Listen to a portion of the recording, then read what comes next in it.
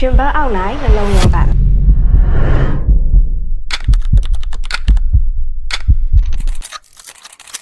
အားလုံးပဲမင်္ဂလာပါကျမကတော့ RCP မှာဒေါက်တာအမလီယာဖြစ်ပါတယ်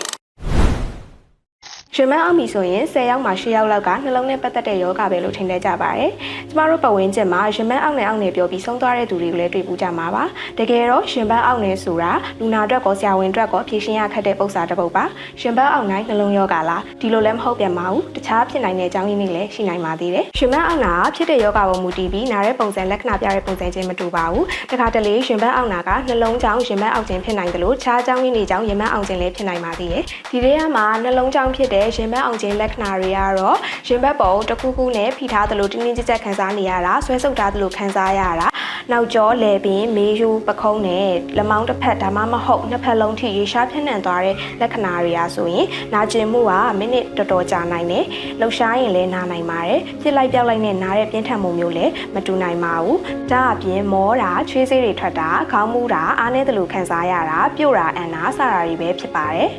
ရင်မောင်ခြင်းဖြစ်နိုင်တဲ့အခြားကြောင်းရင်းတွေကတော့စာကျေလန်းကြောင်းစနစ်မူမှန်ခြင်းကြောင့်ရှင်ဘတ်အောင်ခြင်းအဆုံးနဲ့ပတ်သက်တဲ့ယောဂအခြေအနေကြောင့်ရှင်ဘတ်အောင်ခြင်းအယိုးနှင့်ကြက်သားများရောင်ရမ်းခြင်းကြောင့်ရှင်ဘတ်အောင်ခြင်းနဲ့